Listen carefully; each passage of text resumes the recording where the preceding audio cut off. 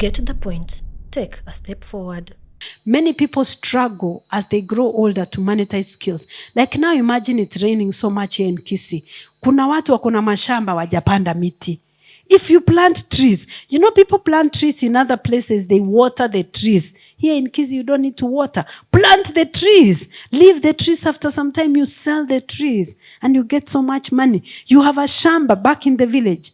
It's raining. Have you planted any tree?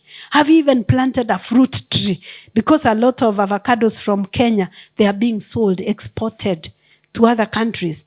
In Nairobi, let me tell you, a decent avocado, you get it for 80 shillings, 100. When I was in town on Sunday, I was buying avocados for 40 bob and I was buying so many. My brother said, they are so expensive. You're buying that avocado for 40 shillings. I said, but I buy them for 80 bob in Nairobi. So me, I'm finding it so cheap. Then my brother says, no, amekuona na gari ameongeza 10 bob. Hizi avocado ni 30 bob. I said, no, these avocados are so cheap. We buy for 80 bob, 100. Na hapa ni 40 bob. You know, are you planting something when it's raining like this? Or are we just staying and we are saying, oh, as a family, we don't have resources? I've seen a lot of idleness among the young people. They are so idle. You know, an idle mind is the devil's workshop. A lot of young people go to campus, universities. They are so busy. There's so much sexual activity happening. And a lot of the young people's sexual activity, they're just popping the emergency contraceptives. They're just popping pills. They're popping pills there. When I was living in Ongata Rongai, there are about 4 universities there. There's Multimedia, there's African Nazarene, which other one? There were about 4 universities around there. Catholic, there's JQuat, there's Cooperative, yeah, a lot of universities. So one time I wanted to do a study, just my own research. I stood at a chemist. Many of them live within Rongai. Nimesimama tu kwa chemist Friday evening. I cannot tell you how many young men were coming to buy emergency contraceptives. Young men, sio girls, they were buying for their girlfriends. So wanakuja wananunua emergency contraceptive, ipil for the weekend, for the girls. They are no longer worried about HIV and other diseases. I told you now Kisii is leading with cervical cancer. You know that? Kisii is leading. Kisii is one of the leading counties with cervical cancer. Cervical cancer, some of the factors, early sexual activity, multiple sexual partners. So girls having multiple sexual partners or men having multiple sexual partners. Transmission of cervical cancer is so high and then detection is late. So by the time the women are going to be detected, it's late, stage 4. When nothing much can be done. Because people are free, they are idle, there's a lot of food and they have a lot of energy, a lot of sexual activity. So if these young men who are buying emergency contraceptives using the parents' money, how painful is that? In fact, nowadays when people talk about emergency contraceptive, they call it githeri. You know, githeri is a staple meal in places like Central. Like in Central Kenya, in every home there's always githeri every day. Just like Kisii, there's ugali daily. I've been eating ugali every day. In Kisii, ugali daily. So among the people in Central Kenya, githeri daily. So the girls wanna pop emergency contraceptives like githeri. And yet these are emergency contraceptives with very high hormone levels. They were meant to only be taken as emergency, maybe once a year. But now they are taking like every other day, they are taking emergency contraceptives. They end up getting reproductive health cancers. They get married at a time they need to get children. They cannot get children. I observed like about 10 weddings that were done within my circle that I know. I witnessed about 10 weddings. Out of those 10 weddings, 8 of them struggled to get a child. 8 out of 10. That's not normal. That's not normal. What is normal is out of 10, maybe 1 or 2 struggle to get a child. Most people would get a child effortlessly. I'm not saying that everybody struggling to get a child is because of that, but I'm saying there's a problem. Whatever problem that is, from whichever end, you cannot have 10 young couples and 8 are struggling to get a child. There's a big fundamental issue there. So because also idleness is one thing. Because the moment somebody is idle, instead of working and exercising their mind, and sometimes, you know, you can try something, you may not make the money, but the person you're becoming. You become a better person because you learn, you fail, you learn, you fail, you learn, so that later on, people can think about how to engage their minds, engage their body, and get busy. Not to use parents' money, parents who are struggling, towards retirement, then their money is being used to buy condoms, at least a few buy condoms, to buy emergency contraceptives. Parents' money being used for abortions, imagine. It's very sad and very disturbing. And sometimes unaangalia unasema, where do these children come from? They come from our houses. You see, they come from our homes. And you are looking, you think the child is the child but they go and completely they are something, they are somebody else. We need to begin holding them accountable.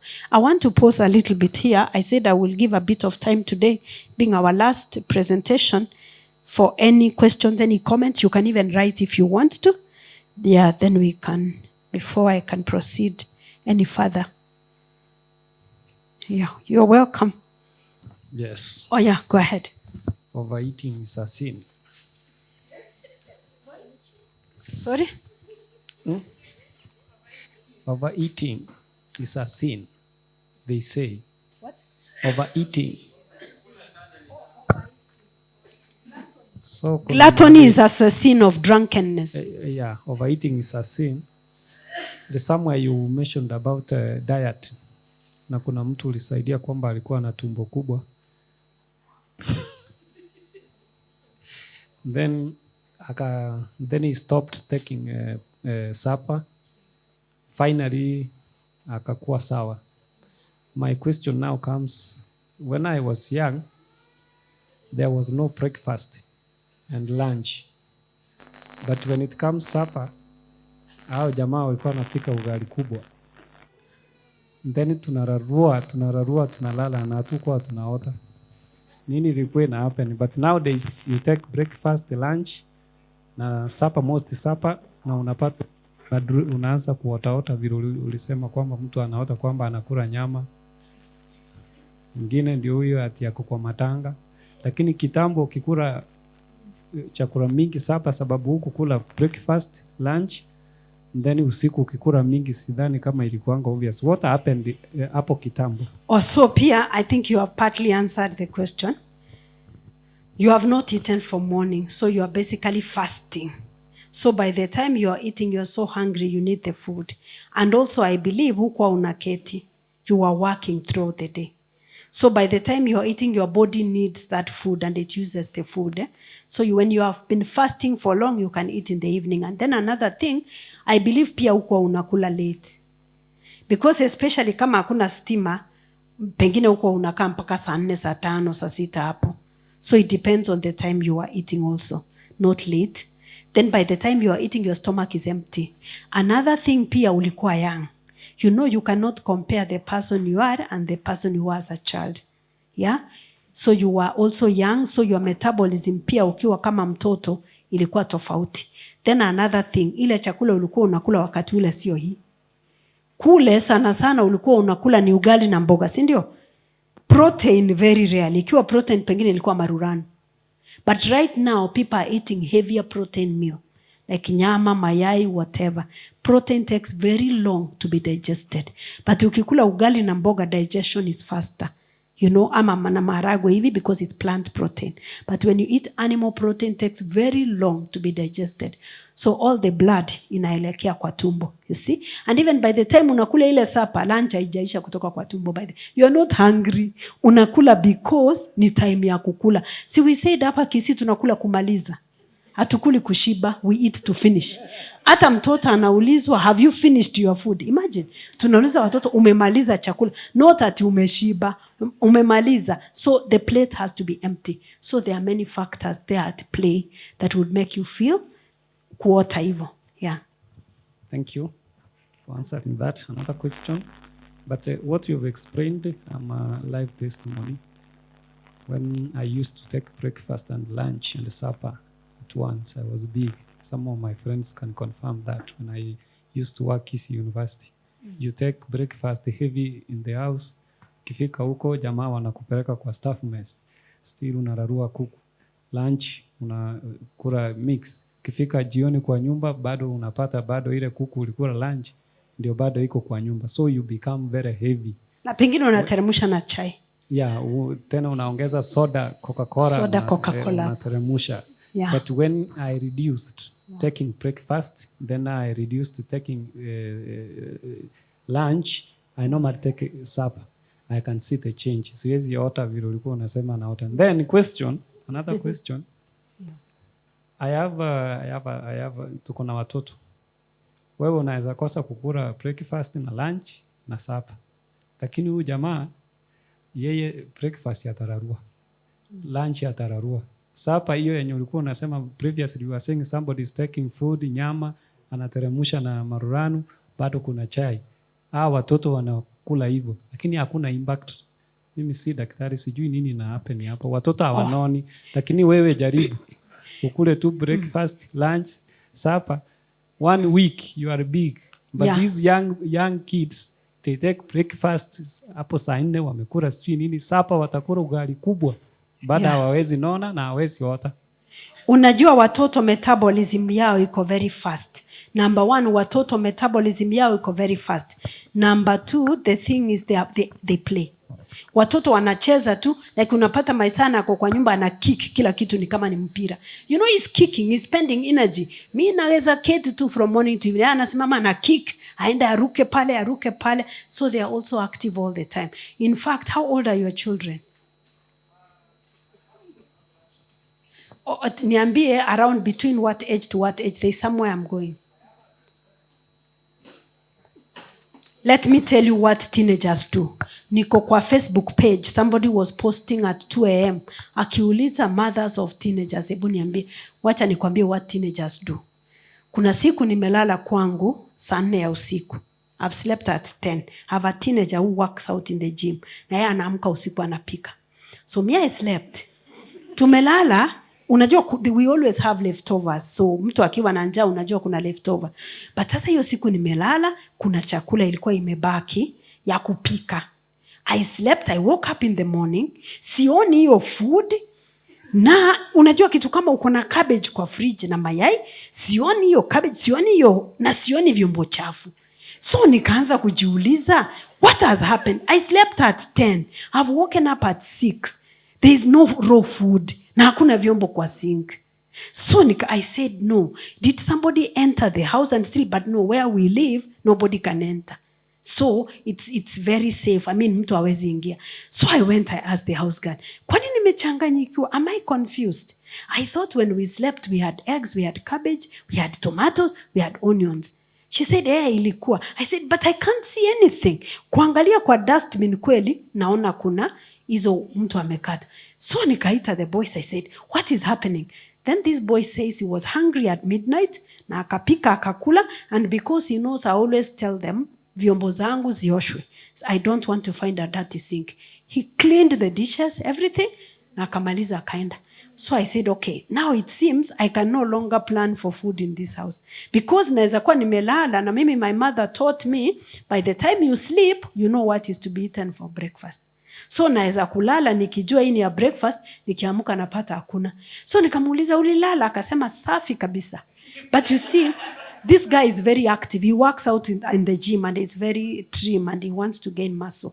So you can't compare yourself. Their metabolism is high and they are very active. Not just physically, but even mentally. That's why these young people, they are full of energy. You do a lot of injustice ukiwa confined, where you are not giving them an opportunity to think and plan and, and act. You do a lot of disservice. Okay. Let's proceed, yeah. My question, some are comments and a question as well. Issue of time, where we started from. Na pia mentality issue, like how can we change a mentality ya mtu mkubwa, like tumegrow tukiambiwa, ama you've grown, tulisema like poverty. Una grow ukisema kwamba mimi ni poor, you cannot even be able to identify even resources ziko karibu or even use skills. Ama sisi wengine tumekuwa wakubwa sahi, we cannot even know skills gani we can use. So the change of mentality to that we can use something to make money or to empower ourselves. So how we can change mindset? before you go to changing the mindset of another person, you change yourself. Actually, wacha nisema hivi, I read a meme on Facebook today. It was addressed to ladies. It was saying, ladies, you cannot change him unless he's in diapers. Do you understand? Ladies, you can't change your husband unless he's in diapers. The only person who can change is changing diapers. You know, you say, I'm changing the baby. You can change a baby, diapers, but you can't change a human being. They have to choose to change. So the first thing, the person to change is you. So the first step, acknowledging that I've been having a poverty mentality. I've been having a poverty mindset. I was raised thinking that the only way I can make money is to go to work, get a job, kungojea mshahara. That's the way I was raised. Na hiyo mshahara, unajua you survive on loans. Unajua kuna watu, they don't believe they can do anything unless they take a loan. Unachukua loans until you die. So once you realize that I was raised wrong, these are money wounds. The next time now, you have to take action. It's going to be hard at first. Itakuwa ngumu kwanza because it's not something that comes naturally to you because you were not raised in that way. But over time, it becomes a bit easier as you change your mindset. And then as you do it and you see results, sometimes you can fail, sometimes you may not. Other people might see it as an example. Now, most of the time ukishaanza hivyo na umeanza kusucceed, you get the temptation to tell everyone. Unataka kwenda ukalishe chini watu, family members waambie, guys, you know we can do this. But you know, don't give somebody advice unless they have asked you. Unless mtu amekuuliza for advice, you don't give them advice. Either you suggest or you ask. You can suggest, have you ever considered doing this? Or you say, are you okay the way you are relying on the salary? Sometimes salaries delay. Sometimes it's, are you okay that way? If they say I'm okay, say it's fine. If they say no, give a suggestion. So you give a suggestion, not. And if they don't take it, it's your or if they don't take it, it's not your problem. But if they take, you shall have to help somebody. But the first thing that you do, you have to apply it on yourself. When I was a student, there's a time I was working.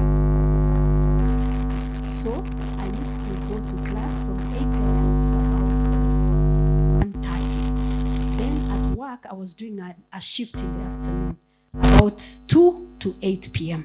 So I used to wake up at 5 a.m. I go to Gikomba, 5 a.m.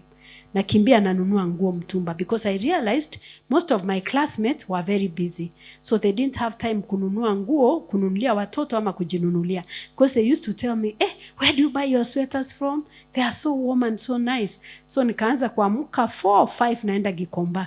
I buy the mtumba clothes, I pick them. So I pack them in the boot of my car. So tukimaliza class nawaambia, come and see guys, there are some clothes I have. Wanakuja wanachukua clothes. Quickly, they pay me. Napata pengine menunua 100, I'm selling 300. They buy because they are busy and the things are good. Wanaenda. Mimi nakimbia kazini. I run, I take lunch quickly, I go to work. I work from about 2 up to 8 p.m. Nikimaliza 8 p.m, I sit in the office for 2 hours kusoma. From 8 to 10 p.m. nasoma because I need to read. Then I go to the house to sleep. I did that for a while. Then when I moved to my home, I had a shamba and the shamba was doing very well. Nikapanda skuma, spinach, kunde. It did very well. So I used to go home in the evening na chuna, na pack, naeka magunia. I put in the boot. Nikimaliza naambia watu, guys, niko na organic vegetables. Because nilikuwa napandia mbolea ya ng'ombe, sikuwa na spray, naweka ash. So naambia niko na organic vegetables you can make for your salad. Watu wanakuja, wanapick hizo bunches of skuma, kunde, cabbages, they take. You see seasons. Because now where I had moved, okay, somebody's phone. Where I had moved, sikuwa karibu na Gikomba. So I moved, I said, okay, now I'm not near Gikomba, but niko na shamba. I can plant, and I sold for very long. I sold like that. Then my bananas started doing very well, my sweet bananas. Watu wakaanza kuniambia niwapatie hizo chimbande for sweet bananas. I said, no, I cannot give for free. I told them, by the way, they're actually for sale. Wakaniuliza unauza ngapi? I said a seedling is 200 bob. Wakasema, yeah, that's okay. So one lady had a shamba in Kitengela. Akaniambia, nahitaji 40. I need 40 seedlings. I told my worker, akaamka mapema akanikatia 40. You know, on my way to work, I carried the seedlings. I delivered. She gave me 8,000. By 8-9 o'clock, niko kazini. Niko na 8,000 kwa mfuko. Na nimeingia kazini. My seedlings have not done anything much. Kunanyesha, the seedlings are doing well. Just that. So I was able to see that kind of opportunity, and you keep changing because you can have an opportunity now. The next time, ina change, but unaangalia unaona ingine. Now, I was getting to the point of sasa how you change people. So when some of my family members noticed, because again, you be very careful. Don't advise people unless they have asked. Because hapa utakuwa kemanyimbogo osoro. And the people will start defending themselves. Wanasema unawaringia. So some of my family members asked me, but we were raised together. And you are so different. What is this? What is this that has touched you? Now, some things you can't translate from Kisi. But it's something like, what is this that has touched you and changed you? Because you are very different. I also want whatever touched you to touch me. I said, are you ready? Are you really ready to change? The person said, yeah. I said, I don't think you're ready. But the day you are ready to change, we can talk about it. I knew the family member was not ready. But later, when I shared, the family member laughed and said, hey, we pambana. Mi niko sawa. So you see, I knew this person ako sawa. Because some people may be okay, but you are not okay. So first you have to change your mindset. So you keep trying. One thing, it's not always a success story. One time you may try, it doesn't work. Another time you try, it works. So you keep trying, you keep trying. And then when you try, you will be an example to other people. They will want to know. In fact, you may even find people are paying you to teach them how to monetize their skills. So, and when people pay you to teach them, that is when you create the biggest impact. Because people are actually paying for that service. Okay, good. Thanks. You have another? Have something for myself. Kama ni pesa nitajiwekea kidogo. That's why it happens in most families or with women. Tutakuwa na pesa, maybe kama ni ya chama, my husband ataniuliza pesa, nitamkopa na atarudisha. And so it happens, maybe you are not, si nyinyi wote sio development oriented. Kuna mwingine maybe ako west of, sijui niseme wester or something like that. Mwingine ako slow, something like that as well. So wakati, or as women, saa zingine tukiambiwa if our husband want to do development, tutapeleka maneno. So maybe if it's a man, atajaribu kufanya development asikuambie as a woman or as a family. Ama someone ako slow in development oriented. So you decide maybe you do something without him or her. So how to synchronize that when such happens? Maybe mwingine ni wester, mwingine ako slow in development. Na saa zingine as women, saa zingine unataka kujiekea something. If something happens, like the other days tulikuwa tunasoma, like you can sustain yourself. So if I don't have something for myself, if something happens in marriage, I will not be able to sustain myself. So lazima nijiekee kitu kidogo kando. Yeah, okay, thanks for that question. Sometimes hata inakuwa self-fulfilling prophecy. Unajua hivyo? Kuna sometimes it can become a self-fulfilling prophecy because you're already prepared for it. So I know that you can be in a marriage and both of you are different. Normally inakuwa hivyo. So you complement one another. Now, I'm not opposed to somebody keeping something for themselves, but you need to communicate. You know there's a difference. There is privacy and there's secrecy. Secrecy is whereby you are hiding something intentionally na unaficha utake mtu mwingine ajue. Secrecy. But there is privacy, where they are aware, you may not disclose the amount, but they are aware that there is this that I'm keeping at such and such a place. So privacy is okay, you communicate, but secrecy is the problem because you are keeping secrets. Now, the question is, why don't you address the issue? If, for example, mtu ana waste, you know, you can have a discussion. I know you can't change someone, but you can have a discussion. And you know, it's okay to tell somebody that, by the way, I would really love that we put our money together, but because of ABCD, I am struggling. I don't think I'm going to have to put the money together because of ABCD. It's good to communicate that. So once you have communicated, either the issue will be addressed or not, but you need to communicate. And then the advice of kama mwanamke jiekee kitu, where is it coming from? Because always there's a context. Ukiona somebody anakuambia hivyo akona context.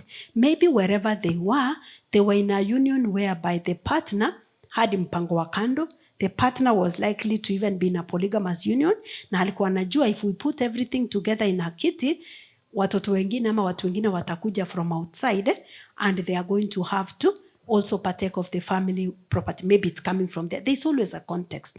Now, your context may be different. It may be important to address the specific issue. Now, if you address the specific issue and it's not changing, you can actually communicate. You don't have to say the exact amount or whatever, but let the person be aware that this is what I am doing. In fact, I think many people will appreciate, unless there's another underlying issue, wakijua ya kwamba, mama so and so usually would be having something, they will appreciate. But unless usually there could be an underlying issue, a communication issue. Because when everybody starts hiding, kila mtu anaanza kuweka, then you will find that there is no suspicion. I mean, there is a lot of suspicion.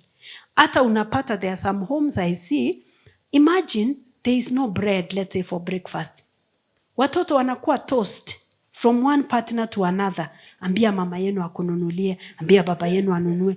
Imagine, it's so unfair. Ama hata pocket money, children are being tossed here and there. Ambia babako anunue, ambia babako, ambia mamako. And the children, again, I will just keep going back that you communicate. But overall, let me say this. The way people are running their families or whatever, there's always a context. Na hiyo context pengine may not be your context. Like many times when I tell people about joint account, I don't know whether I told you this. My husband and I opened a joint account after our honeymoon. So tulienda bank. We have been married for maybe a week. Tumeenda bank. That time it was Barclays Bank. Now it's Absa. Tukaenda kufungua joint account. Tumeenda, another lady there looked at me. Akaniambia, are you two married? I said, yeah.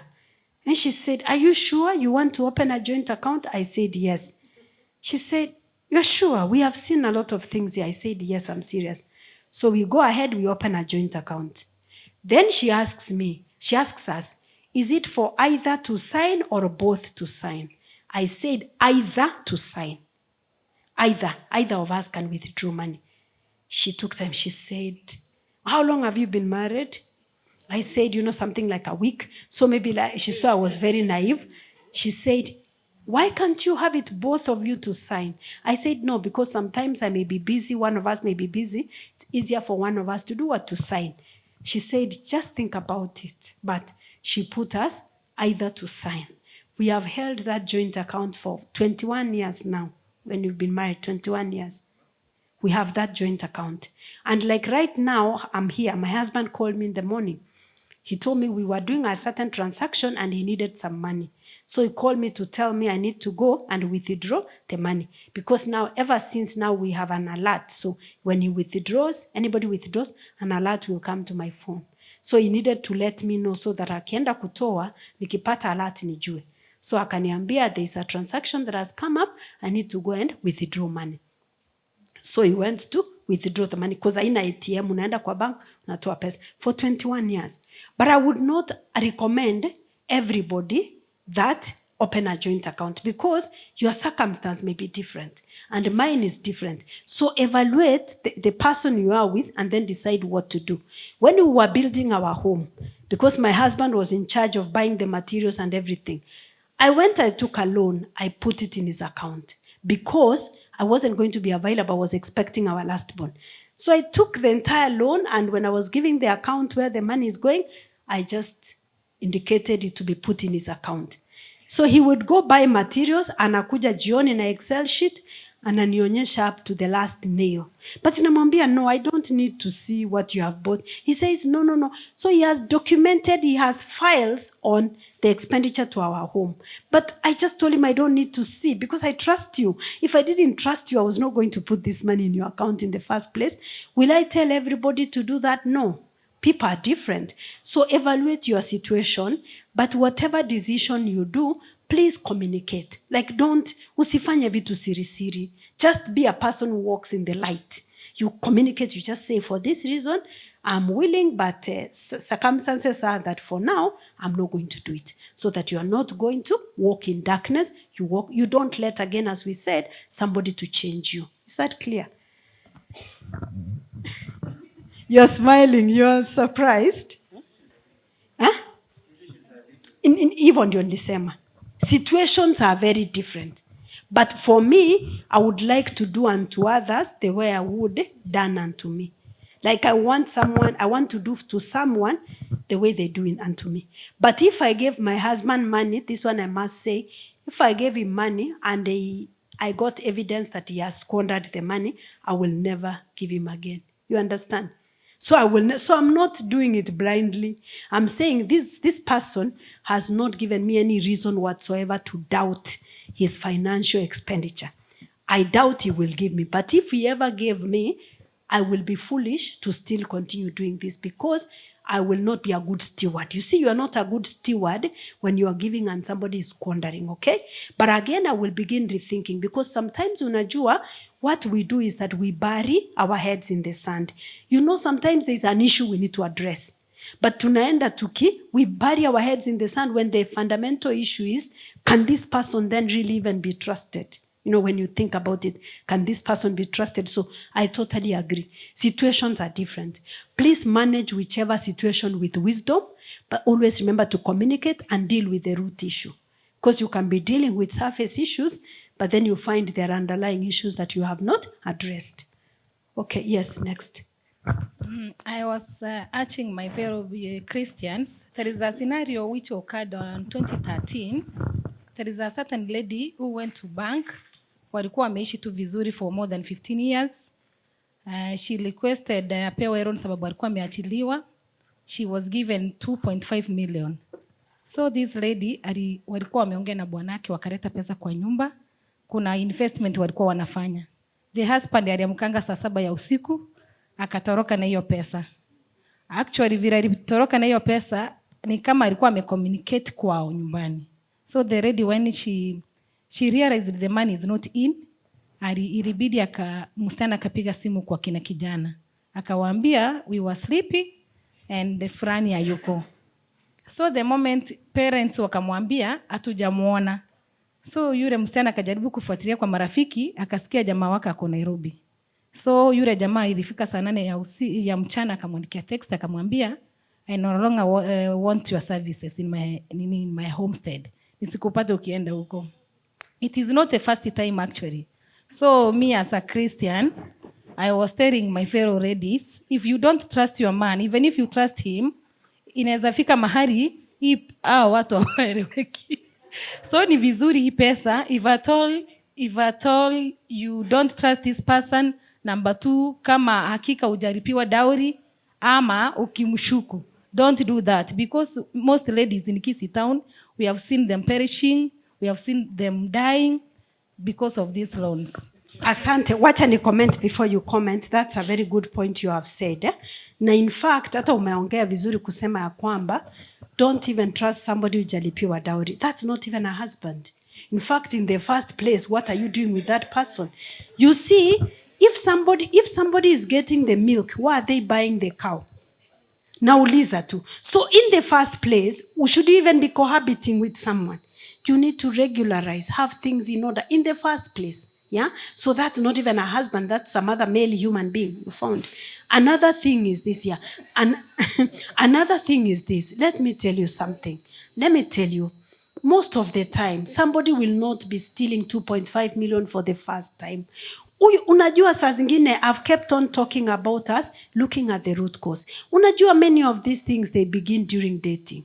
Unajua hizi vitu zinaanza mapema sana. Let me ask, a certain lady told me she has been with the husband for over 10 years. The issues they're having right now is he's just at home, she works, he takes all the money because they have a joint account, takes all the money, goes to drink it, everything, he goes to drink and ride bikes and everything. I told her this has not started now. I told her, take me back. She said when they were dating, this guy was driving the father's car. Akamuomba pesa amwekee mafuta. They were both students. Kamwambia, I need to go to such and such a place, fuel for me the car. She fueled the car. I told her the natural instinct of a healthy man, as I've said it, is to protect, provide, secure. If you find a man who is asking you as the woman, you are dating, umpatie pesa aende anakuomba, a healthy man will not borrow the girlfriend money. That's for sure. He won't. He will borrow from M-Shwari, from the bank, or from his guy friends. That's true. Because he wants to show that he can take care of you. So if this creature, this person borrows money, then you go ahead and you marry them. Now you call that a husband. No, you already saw that that's a con man.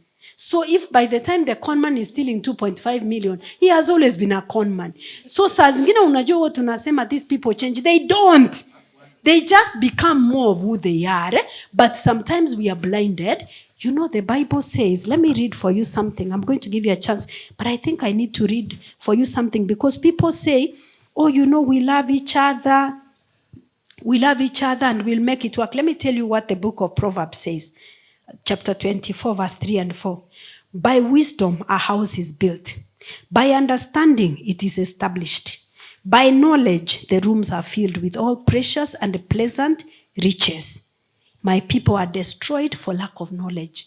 You know, there are many people who divorce and they love each other. There are many people who are struggling in their marriages and they love each other because they lack knowledge, they lack wisdom. So what you need to build your home is knowledge, is wisdom. So unapata we have started on a wrong foundation. So by the time mtu anachukua 2.5 million, sasa ona, when someone hears that story, they can be with a healthy person and then they will start hiding because they're starting, this other woman alibiwa 2.5 million. Wacha na mimi niweke. But you see, your husband is not a con man. I mean, there are people who are honest. Your wife is not a con man. So you start treating your person who is straightforward like a con man. They wonder, what have I done? Because umesikia umesema, hule nani alifanyiwa hivyo, wacha na mimi nijipange. So it becomes a self-fulfilling prophecy. You break your own home, which was not like that. Unapata, for example, this guy is dating, maybe you've liked a girl. Munasikizana mkutane mahali, anakuitisha fare.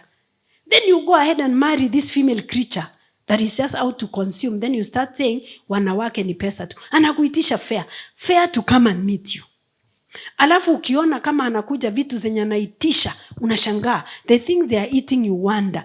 They are eating mpaka unashangaa, guy, huyu mtu anakula hivi, kweli ni mtu wa kujenga, huyu ni mtu wa kumaliza. It is a consumer. So you marry Delilah the consumer, then you think you can convert them to be Abigail the wise woman. Delilah can never be Abigail. And you saw it from the beginning. They want to exploit you. Ukiingia kama ni supermarket, they are picking this, they are picking the other. Angalia, just be keen. Sometimes it's good to be students of life. Wait, just look at how somebody is picking things. And you start wondering, do you really need all these things? Besides that, kama ni pesa yako, would you really have bought all these things? So when they are picking, they don't change. They start asking you for fare. One man actually was showing me text. Amepata msichana, the girl is saying, nitumie so 5 ya chakula ya food. Just send me some 500 for food. Then kidogo, nitumie some ya rent, haki nafungiwa nyumba. He showed me the messages. All the messages the girl has sent him, anamuitisha pesa. All the messages. Then I told him, surely, do you think you have a wife here? All the messages. She even has no shame. Ata asemi ati hi, what? Maybe anasema, please, nitumie 500, niko stuck mahali. I said, if you marry this one, don't start accusing all women. It's not all women. It's because of the person you have married. Delilah, accept. And they never hid it. They showed you. But you thought you will change them. You can't change somebody who is not in diapers. Yeah, go. Okay. Yeah, he has some. I was putting clear. Sio wanaume peke yake wanatoroka na pesa. We have more. It was just an example. It was an example, but she was trying to exist that it's only men. We have more ladies who con men. So my addition to the question, kuna hizi marriage zinaanza tu na wao hawajui kwamba wameanza marriage. You know, your husband and the wife you have or the husband you have is not an angel. Ni mtu mmepatana na yeye. So the moment mnapatana na yeye, you must understand your spouse. You must understand your wife. You must understand your husband from the point vile mmeanza, the earlier stage. So kuna watu unapata, for example, let me use example, you are in a university. Kijana anakuambia uko kwa room, umepika lunch, ati hapana nikuje na mboga, anakuja na mayai 2 na nyanya 1 na sukuma. Akifika kwa room, hiyo ni lunch. Si msichana sasa ndiye atapika hiyo mayai 2 na hiyo sukuma. Kijana anakaa hapo na laptop. anakaa mpaka sasa sapa. Ikifika sapa, nani ana provide sasa? The lady now can go out, aenda anunue tu mboga tena alete wakule. Kijana atalala hapo. Breakfast nani ana? Msichana baada ataamkia alete maandazi wakule. Kijana atatoka kesho tena apige simu kwingine. You know that's a con man. And you get more marriages wamepatana tu kwa university through those processes, kwamba analeta mayai and then they get married. Ukishapata mkishaoana na huku tambua kwamba who is this from the earlier stage. So hapo ndio shida inakuwa. For example, Cora was saying about you save pesa yako kando kwa sababu umeona huyu is not a performer or what. Or a man can decide now to save pesa kivyake, anasema mwanamke maybe for example wanajaribu kutumia nini, atapeleka pesa kwao. So hauku understand huyu mwanamke ama hauku understand huyu mwanaume wakati mulianza. You should start from wakati mulianza ndio unafaa kumuunderstand kwamba huyu si mtu wa maendeleo. So hapo ndio unaanza kuweka kitu tusema communication. You now try to communicate to your spouse kwamba unamuunderstand yeye ni spender na huyu anawe. So at the end of the day, hata ingawa anajua kwamba uko na 5 million, you understand bwana yako akiguza hiyo 5 million ataitumia kwa dakika moja. Lakini lazima ajue kwamba you have this cash na yeye anafaa ajue uko na hii pesa. That's love in the family. The moment unaanza kuficha, kuna one man na yeye alikuwa investor. Then akakuwa mgonjwa. Kukua mgonjwa, mwanamke ndiye anampeleka hospitali na mwanaume hakuwa anasema kwamba ako na pesa. Mwanamke akatumia pesa yote akatibu huyu mwanaume, alikuwa na cancer. Mpaka mwanamume ikafika stage wakauza mashamba yote. Mwanaume anatibiwa hospitali. At the end of the story mwanaume alikufa. Mwanamke akabaki akiwa maskini. Na the man akona pesa. Now the man has the money. Ndio sasa after some years the woman was called from the bank. Kwamba are you married? Your husband was this. Yes. Ebu come to the bank Absa. So alikuwa na nowadays hatuoni bwana yako hapa kwa banki. He used to come with a lot of money, atumuonangi. Hii pastor mwanaume wangu alikufa kitambo. But you know what? Hapa kuna a lot of millions here and we were wondering pesa. Unaona mwanaume ni mgonjwa, hataki kutoa pesa yake. Mwanamke sasa ndiye ana struggle kumtibu mpaka anakufa na pesa iko kwa account. Why am I saying so? We should be transparent to your spouse. I understand kwamba uko na 5 million yeye hana, lakini unamgundua kwamba huyu akiguza hii pesa atafanya nini? Atatumia. Also, I should understand that mimi natumia na pesa iko. So at the end of the day, understand what do you have as a family. Exactly. Thanks. Yeah. Have kuenda anaenda mpaka kwa account, anaambiwa anaenda kwa bank. Kwanza ajui pin ya bwanake ya simu in the first place.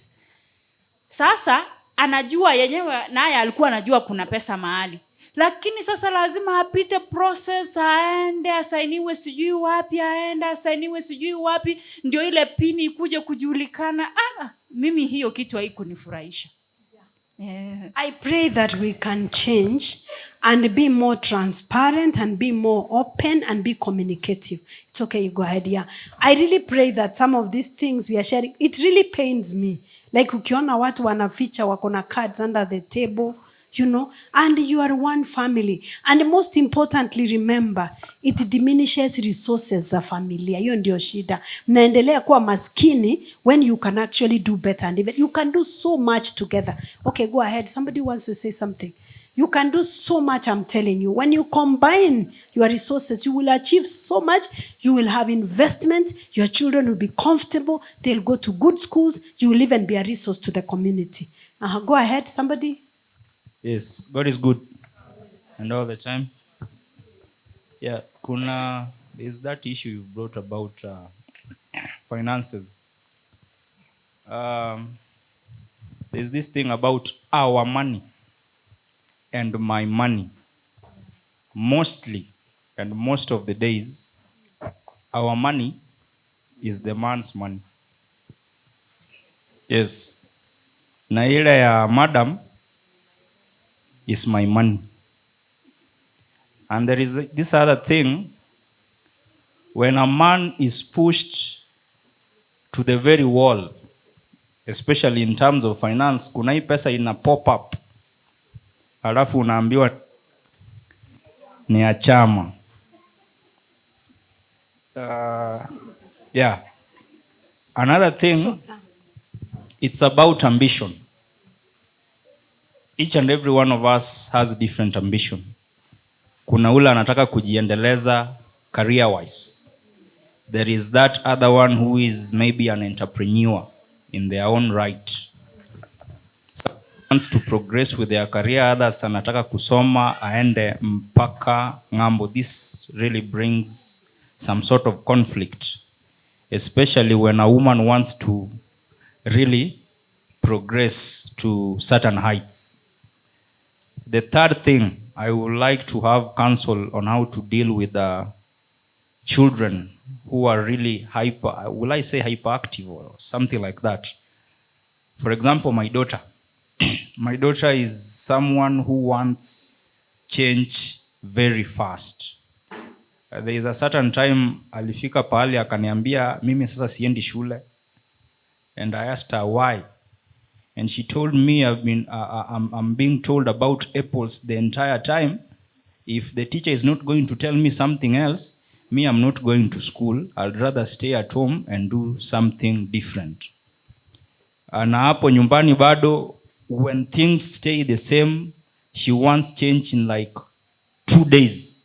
Anataka mbadiliko wa vitu. How do you deal with such kids? Yeah, that's a good question. All your questions are good. And I really want to hear from the bottom of your heart what has worked. You know, some of these things may not be in the Bible as in clear the way you're saying. Life principles. Now, I've heard that story of my money is your money, and my money is my money and our money is... Now, personally, for me, from my own life and the experiences I have working with people, I don't know how it is when one human being, them what they are earning is meant to take care of everybody. There is another human being who also has capacity to earn, but they are keeping theirs. So what I have seen happen is that many times, so the money of this one partner is underutilized kwa nyumba. So when it's underutilized in the home, it ends up being wasted. Do you understand what I'm saying? And wasting may mean unashinda ukitumia watu wako and you give them fish as opposed to teaching them how to fish. You always identify there are people in need all over. Unashinda ukiwapatia because of underutilization. And the person who is working, whose money is our money, they end up getting overwhelmed because they're also a human being. They can seem like, yes, they are providing, but they get overwhelmed and they could have done so much more. At the end of the day, the family income is reduced because you are not able to come and invest, maybe getting more property, taking children to maybe better schools because you have resources. The resources are not there. I will want to know if there is a man who is happy with, I've not met one, but if I meet one here, I think I'll change my story. A man who is comfortable, him and the wife, they are working, but he's shouldering all the responsibilities. The wife, yeye pesa yake ikue yake. If there's a man like that, maybe. Is there a man like that? Ako comfortable from the bottom of your heart. You are okay shouldering everything your wife is earning yake ikue yake. I've never met one like that. I've not met one like that. So sometimes I don't know where this ideology come from. Because for me, as I say, do unto others what you would unto you. So I look at it this way. We are partners. If I expect to be consulted as an equal partner, then I have to be an equal partner when it comes to family resources. It doesn't mean that all of us contribute equally. That's not what I'm saying. But I'm saying what you're able to provide, you put it in the family kitty. Because I am raising sons. And I would never want my son to be the one breaking his back, shouldering all the responsibilities. So what am I modeling to him? I'm modeling to him a partnership. Because another thing I ask, what if the man dies because he can? What if he loses his job? What will happen? You'll tell me you'll step up. But you step up something you were never used to doing. Now, this is the question again I will ask. Now, how do I expect to be consulted in investment when I'm not party to it, I'm not contributing? Then I'm expecting, amenunua shamba na hakuniambia. Of course, because if I want to be treated as a baby girl, let me remain a baby. Babies are not consulted.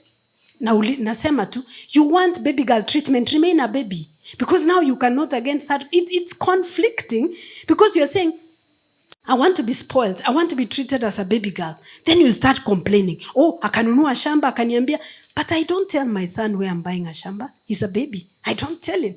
It's adults who talk about such stuff. So you see, it becomes a conflict because you'll be treated as a baby to the very end. Okay? So personally, this is what I believe. You put your resources together and plan for them as a family. If somebody has someone they are supporting, you bring it to the table. You bring to the table. Like now I told you, I'm completing building for my mother a house. I brought it to the table, not to seek for permission. I said, I want to put up for my mother a house because of this and that. And my husband said, fine. He keeps asking, how far has the house gone? And I don't expect him to contribute money for it. He can. But for me, I don't have that expectation. If he does it, I'm very grateful because I don't want to be entitled. That is not his mother.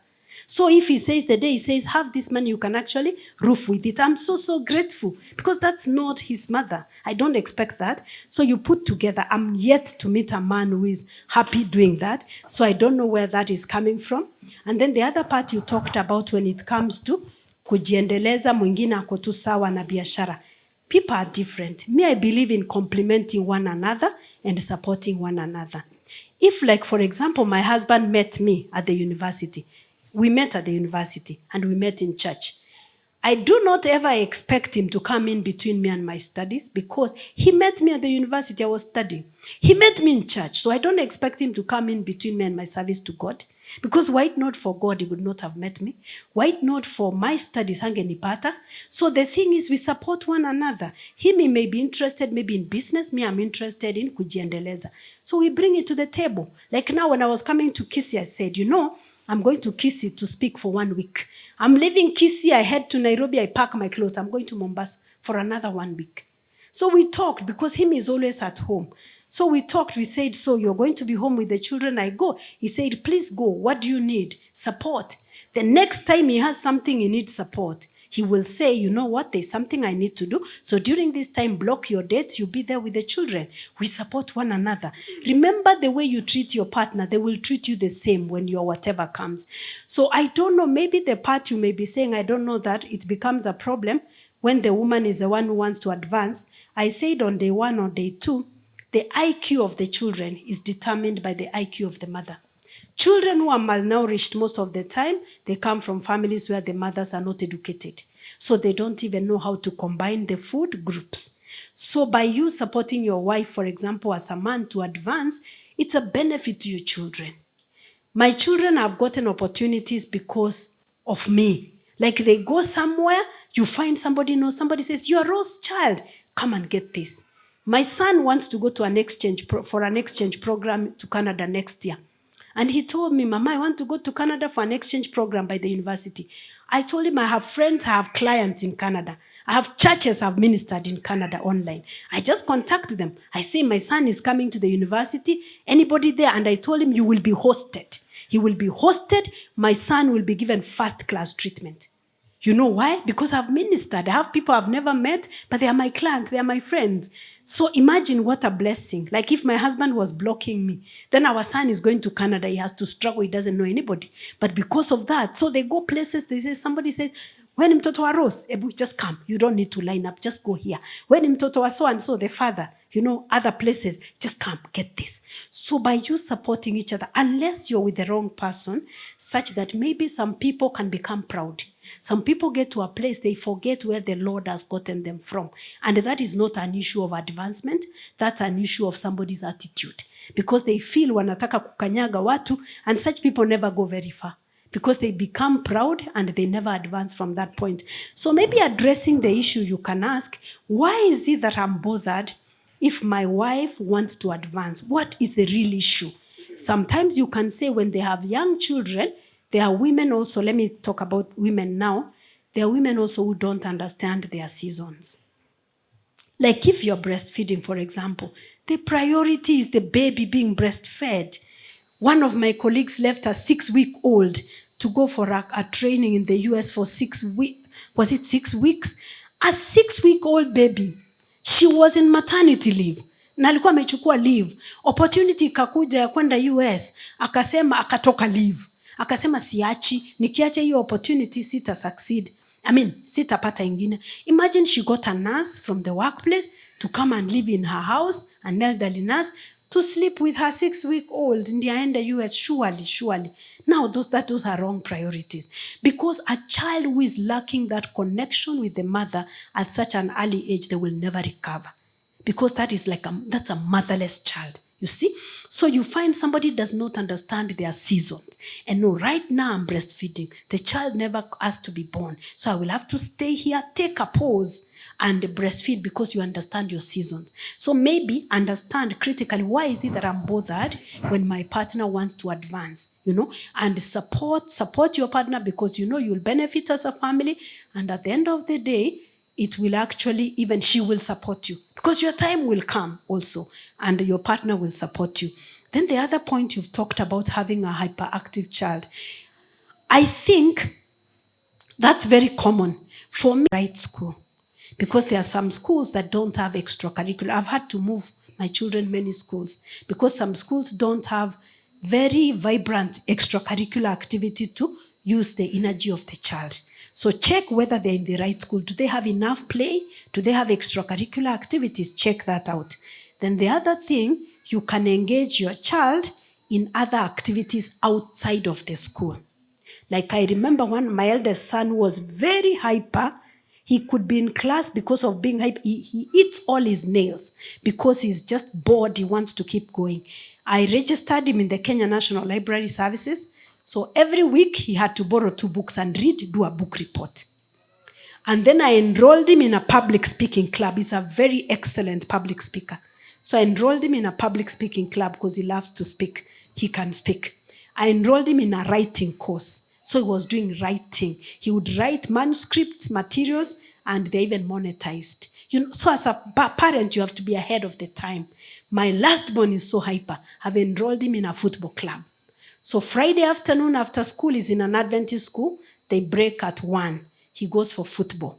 Sunday, he goes for football. Like now I told you, next week he's going to Nakuru for a week or so for football. He's in a football club.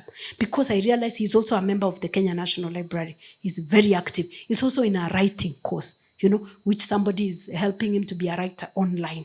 Because you may lose your child, or your child can get into destructive activities because they are very hyperactive. So such a child, get him to a place where music, can he learn music, play an instrument? You might have to invest a little more as a parent, be more involved, but have that child engaged. Because I've noticed that children who get into destructive activities, they are very intelligent children. The ones who are just average, they are just content here. But the ones who are very active, it becomes very difficult. So when my son joined university last year, even if he's doing a course that is involving, I realized this course cannot be sufficient for him. He applied for something else, he got a scholarship, which he requires to put in 40 hours a week online. So he's doing something for 1 year that is putting 40 hours. He sleeps some days at midnight, wakes up at 5 to prepare. So he attends his classes in college, then he's also doing a course because he's doing an IT course. So someday I was checking where we put our books. So I saw papers that have been marked. So when I'm looking at the papers, I'm seeing 98%, 100%. I said, whose papers are these? He said, that's the cut we did at school. So I said, you didn't show me, you've cleared everything, you didn't show me? He said, yeah. I said, you mean you're able to put in 40 hours for this online course, my software engineering, then you're also able to do your classes and you still get everything? He said, yes. I told him this is what will happen. After your first year, you'll get an online job. After his first year in college, when he has finished the course, I said, you're getting an online job.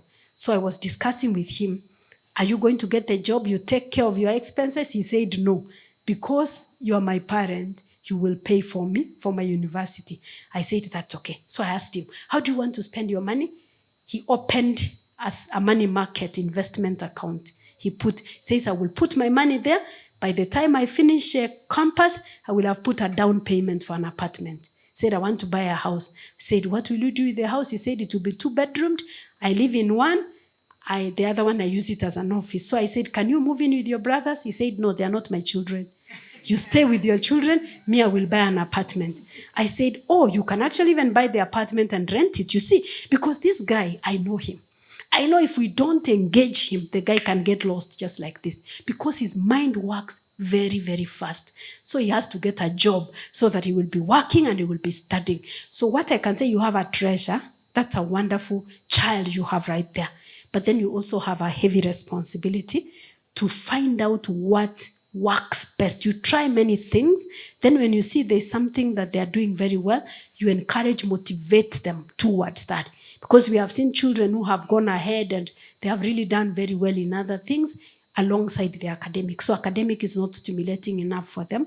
Get them to do other things. A lot of people I've seen, like personally, I always have many things running. I can't just do one thing. I get so bored and even feel depressed because I'm like monotone, the same thing, but I have to have many things running. So it's a responsibility of the parent to understand so that you can guide your child, you can support them to exploit their talent, be the best that they can be. Thank you. Don't know whether there's one more, then we can end for this evening. Is there one more? Maybe last one from here, this corner. Okay. There's another one here? Okay, so we do one here, then one there. Uh-huh. So, sorry, I want to take you back. Yeah. The joint. Yes. And where you said about the baby girl treatment na consultations.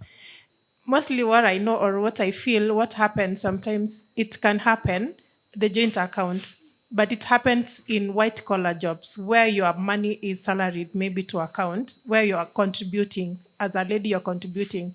But if, on the other hand, it happens like you're a housewife, and happens that you have a joint account, the consultation will not happen. You will not have an opinion or an idea to contribute because you are a housewife. Your chores that you do from 5 to 6 won't be quantified in terms of contributing, in terms of monetary. So you won't have an idea or something to contribute in terms of development with regards to the money. Give me time. In terms of the money that maybe you've put into a joint account. And that is why what happens, even in the community where we come from, our mothers work so hard in the tea farms, but what happens at the end when bonuses do come? The men will disappear with the money. The woman will suffer, won't even buy something for her house because she doesn't even have a contribution or an idea to make towards even what she really contributed to. Good. He has something to say. Okay. Do you want to, maybe him and then you? Yeah, I'm not answering that. I have another thing to put across. There is this issue of borrowing money.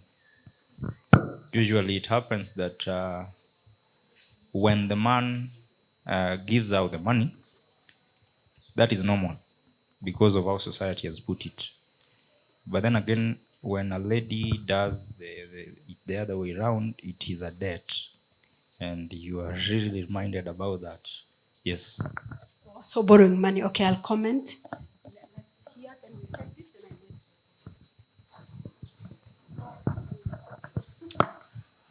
Okay. So maybe what I'll do, okay, let me respond to the two, then we allow him to say.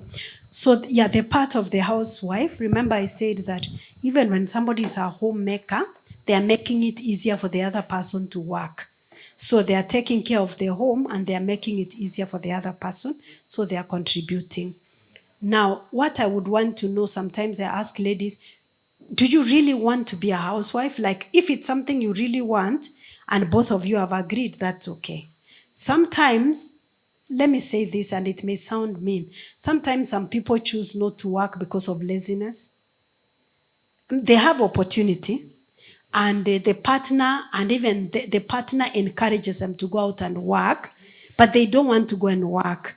They want to be at home and keep saying, I'm taking care of children. One of them has children 17 25 and 28. And she's still a housewife taking care of children. 17, 24 and 26. And she's still at home. Never worked. Having studied up to master's level. Never worked. And their husband is overwhelmed. He keeps on saying, one income, it's so heavy. And as she waits, she gives him a list every week for shopping. So sometimes let's evaluate. Have we both agreed that you want to be a housewife? And again, you can work from home. You can still be a housewife. If you're not involved 24 hours, you can be at home and still do your chores, especially when kids are not so young, but you still do something. Hata kama ni kidogo, deliveries, online, you can still do something. So sometimes I want to understand, is it something you really want to do? Have you agreed? Are you comfortable that you have to keep on saying, I need sanitary towels? Are you comfortable saying, my mom needs some matumbo, send me 500, kunulia mamangu matumbo? Sometimes the money hides your shame. When you have some little money here, maybe there's a way you've agreed you will be having an allowance. But I don't know why the dynamic of the house will shift to father-daughter when you have an allowance. And some people get so entitled to an allowance. I think even if it's not formal employment, you can also contribute. And a normal, healthy human being will always want to contribute. You see, you always feel like Nani is working so hard. Let me also do something. Let me not just be there. Let me do something. Especially children are not young forever. The moment they go to school, what do you do from morning to evening? The other part you've talked about when borrowing money. This is what I believe. Every healthy relationship has boundaries. Every healthy relationship has boundaries. Kuna mipaka. If you want your marriage, your relationship to be strong, have boundaries. Not ile story ya ati my husband can get into my handbag na anatoa tu pesa. Ama I can go into his wallet na kutoa tu pesa. Have boundaries so that then people are not hiding money because they are afraid. For me, I believe in this.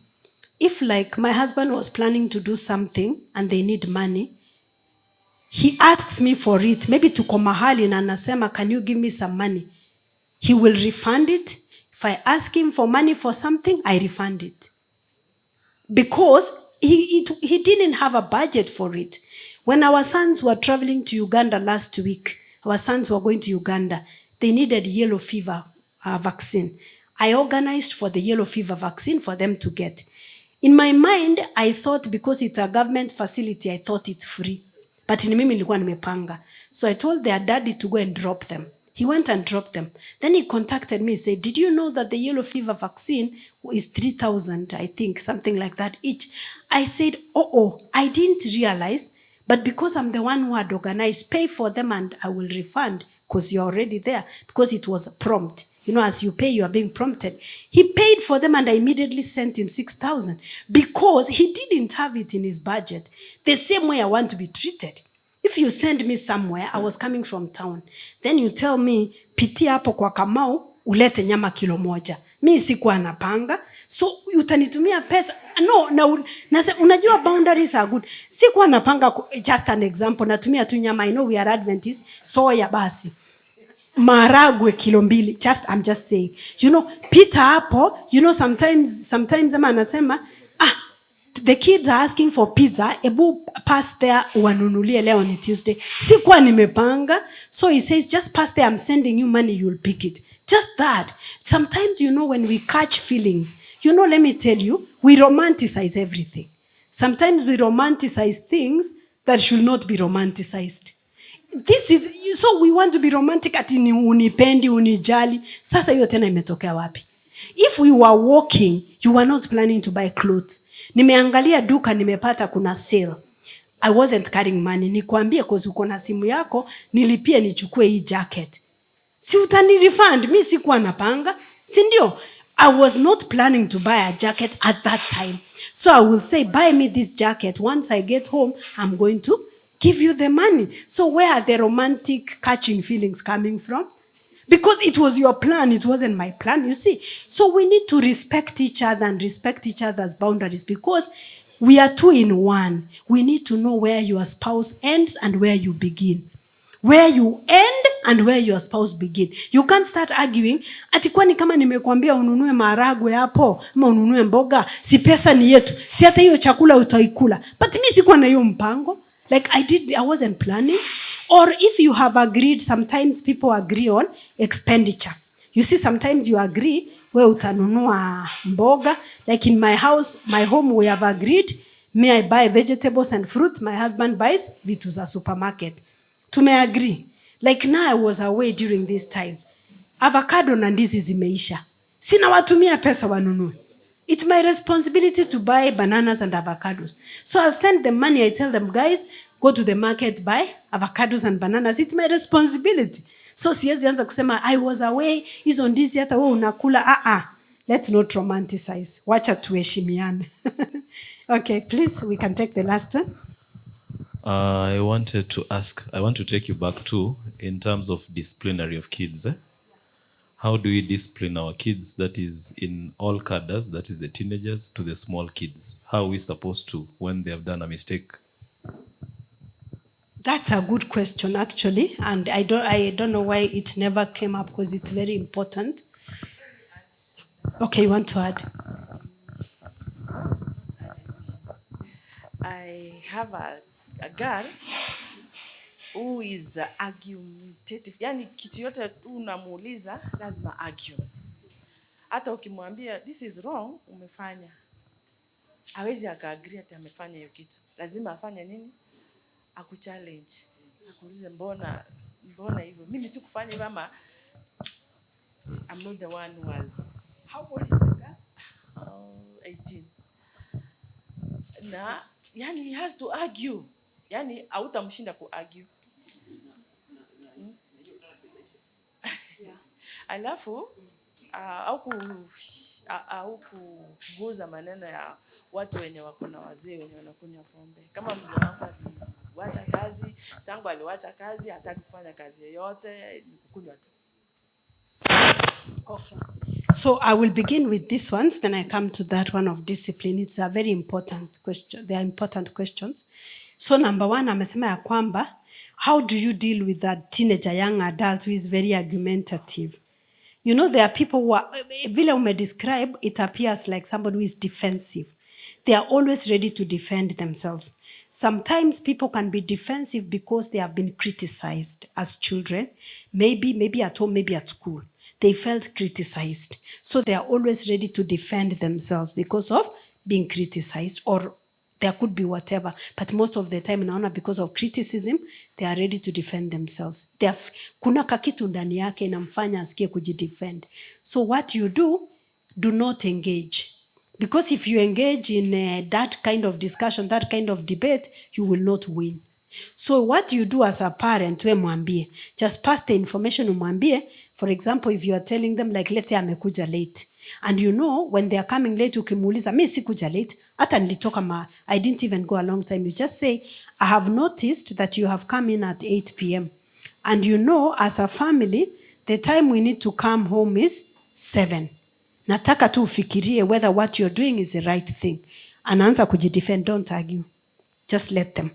If there are consequences that are experienced because of somebody kukuja hiyo time, mupatie hiyo consequence na usiargue. Don't argue. Because that one, if you argue, it will go round. Na itashinda, you will not know who is the parent and who is the child. You have to be the parent, you have to be the bigger person.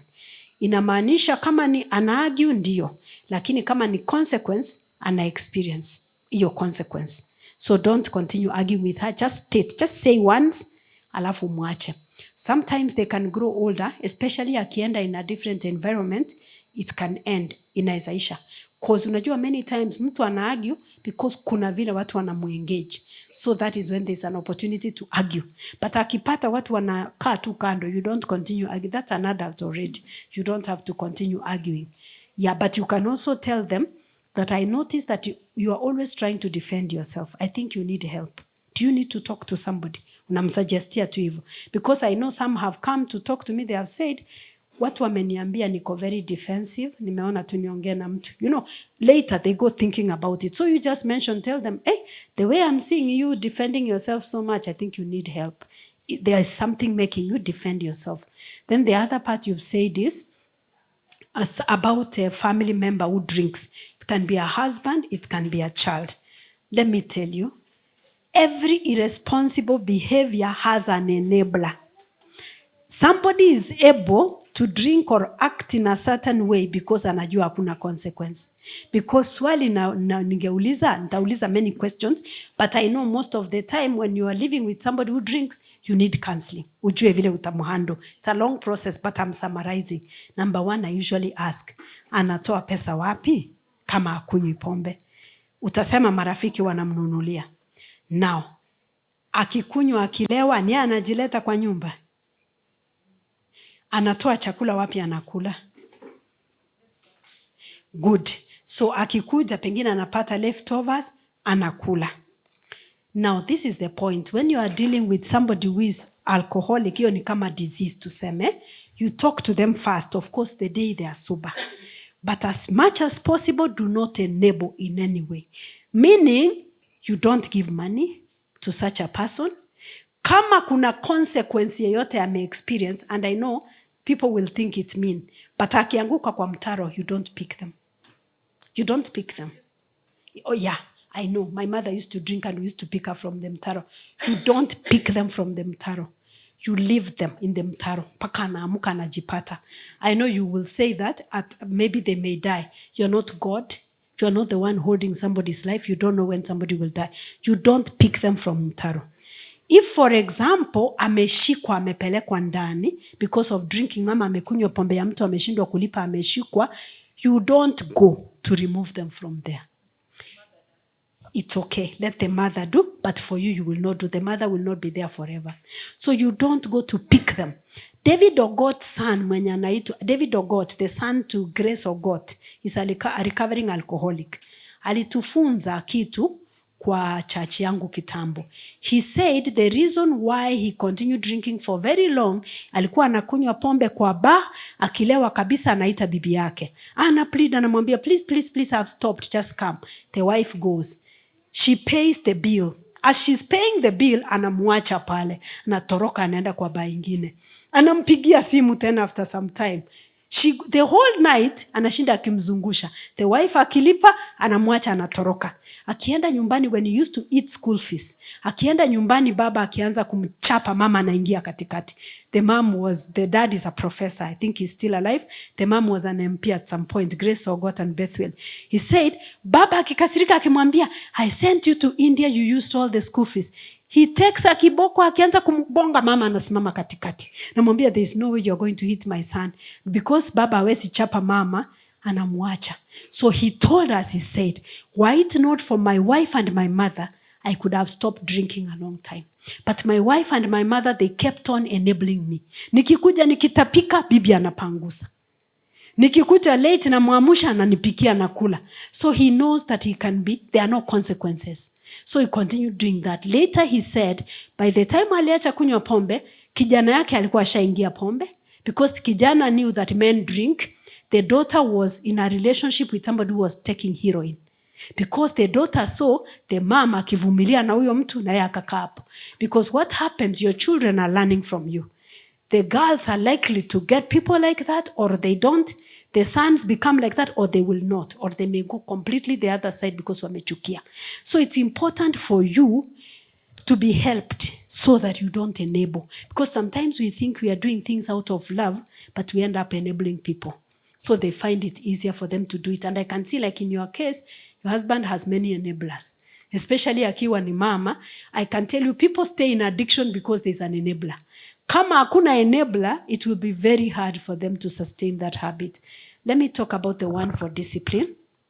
How you discipline children. From a very early age, children understand. Hata mtoto akiwa 8 months, anajua wakati ameuma mama, akinyonya. So mama akimpea stand look, ata stop. So they understand. By the time a child is about 15 months, they can be spanked. Especially kama umemwambia kitu na hataki kusikiza. You know, you tell them something and they resist. Ama unamwambia it's dangerous to go there to the road anakimbia. Ama akidanganya, ama akiiba. You know, those are value issues. Uchapi mtoto atijua amevunja glass ama amemwaga maziwa. But Umemwambia kitu amedanganya, ameiba, amegonga mwenzake, ama ameruka kwa barabara. You can take the child, you can spank them so that they feel pain and know that they should not continue with that habit. But you don't slap your child na mkono. Your hand is meant to be for love. Don't slap them kwa, maybe kwa cheeks, kwa wapi, because you can harm the child. Take a neutral object like a cane, chapa them, kama ni kwa miguu ama ni kwa bat, a place where you cannot cause permanent injury to them. Let them feel pain. Now, talk to them first. Usimpate alafu randomly unaanza kumchapa. Tell them, I'm very disappointed. You have not, for example, you have lied. You have hit your brother. Because I'm disappointed, I'm going to give you, 2 or 3 strokes. After umemchapa, hug that child. Tell your child that I love you. By the way, I used to do that. I even used to pray with my child. Na waliniambia the most painful thing was when I used to pray with them. Namhug, namwambia, I still love you. And I'm going to pray. I pray for myself, I pray for them. Because you need to remind them that even when you did this, si ati ni juu ulimchukia. So number 1, 0 to 7 years, you can spank. Try not to spank a child above 8 years. Because you make them to have what we call toxic shame. At that age, kama umeset a good foundation, you can withdraw privileges. For example, they can do something and you can tell them, you are not going to have your screen time today. Because you did this, you're not going to watch your TV today. You withdraw, for example, privileges. For some children, you can reward them. Some children, not necessarily with money, but even rewarding them, giving them extra time to play in our motivate. But you can withdraw privileges. So we said 0 to 7, you can spank. As they get to 8, 10, 11, teenagers, they can understand you need to withdraw privileges. Then you can also let them face natural consequences. Natural consequences are like this. They did not eat breakfast in the morning. Na munaenda kanisa, usimbebe chakula. Let them feel hungry. Akikukujia break time, akisema niko na njaa, usimpigie makelele. Tell them, that must be very hard. If I did not take breakfast, I would also be very hungry. Unfortunately, the next meal itakuwa lunch, kunywa maji. That will be the last time that child will miss breakfast. Because anajua, akimisa ataka mpaka lunch. The problem, some of us parents, mtoto anakataa kukula, unambebea snack. So don't let them feel hungry. Those are natural consequences. They have not eaten, they are hungry. They have squandered their pocket money, let them stay without it. Because that's what happens. You squander your money, you stay without. Natural consequences. You can also apply logical consequences. Logical consequences are like this. When you play, you are meant to put your toys in the basket. Just an example. Or you remove your clothes, you put your clothes in the laundry basket. Unapata mtoto hajapeleka nguo zake kwa laundry basket. Unamwambia apeleke mara 20. Pick that nguo, go put it. Remove it, walk upstairs, go put it. Remove it, go put it. You know what you are doing, you are making them realize you refuse to put it once. Sisemi mwambie mtoto aoshe muti na sabuni. That is not related. There are people who tell a child, osha muti na sabuni. No. Make them to keep on do it. You told them to clean the table. And they can clean the table. But amekata. Tell them, because you did not clean the table today, you're going to clean the table the whole week. Ni wewe utapangusa meza the whole week because you did not clean the table once. You see, it's logical. It's related. I used to tell my son, ukienda kucheza nje, you need to come at 6:30 in the evening. So, ukichelewa for 30 minutes, tomorrow we cut your 30 minutes. He loves to play. So, akaenda akacheza up to 7. I said, no problem. You have already mortgaged your 30 minutes. Tomorrow, you will play up to 6. Kutoka hiyo siku, alikuwa anashinda anakuja anauliza, auntie, ni sangapi kwa gate? But then he got a watch. I was teaching him that you need to be disciplined. So those are logical consequences. Logic. We agreed you play for 2 hours, you played for 3 hours, you've already eaten your 1 hour for tomorrow. So you will note, you see? So again, let me say this. Get to understand your child. There are children who can be spanked. There's one of my children I've rarely spanked. Because you just give him a look, anaanza kulia. Sema mami sitafanya hivyo tena. Mwingine you give him a look, they give you another one. Unamwangalia na yeye anakuangalia. Huyo nilikuwa nachapa. Cause namwangalia ananishikia hivi ananiangalia. Mwingine nikimwangalia anasema mama I'm sorry. So children are not the same. You don't apply the same rule for everybody. Let me say this finally. On the part of spanking, because I know it's very controversial, there are younger parents who believe that spanking is child abuse. You don't spank a child when you're angry. Because when you spank a child and you're angry, you are unleashing your anger on the child. Calm down so that by the time you're disciplining them, it's not about your anger. When I stopped disciplining in anger, I've never had to spank my child. So what did I learn? I learned that all along, I was actually unleashing my anger on the children. Honestly, I stopped. I just said, I'm going to calm down. Then we sit down, we talk about it. Essence of your child. Because it comes back to bite you. So you may have a different opinion. Go and sort it later. And don't plant ideas on the child that you're being abused or something like that. I said unless the child is being abused, but if the child is being disciplined by the other parent and you don't agree, and the child is maybe reporting to you, you can tell them, okay, is that what happened? We can talk to daddy about it, or to mommy. Let me talk to mommy about that. So, because if you form an alliance with your child, it comes back to bite you. You become an ally. Now you become team me and the child, and then the mother or the father. Because any child who doesn't have a healthy relationship with their father, they are going to struggle. They are going to struggle the way they relate with authority. They are going to struggle in their own relationships. So at the end of the day, unajichimbia kaburi. You are scoring your own goal at the end of the day. And because I know all of us want the best for our children, we need to try and manage even our differences for the sake of our children. Yeah, thank you. I hope you have learned something. So I think we have come to the end of our session this evening. Yeah, we are on time. So perhaps I can pray, then I hand over. Let's pray. Father, in Jesus' name, we thank you for your faithfulness. We prayed at the end of this. You've helped us. We have learned a lot. We pray that even in areas that we have gone wrong previously, please forgive us. Restore unto us the years and the months and the days which the locusts have eaten.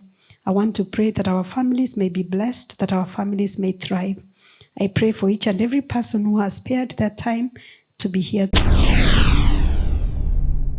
Get the point. Take a step forward.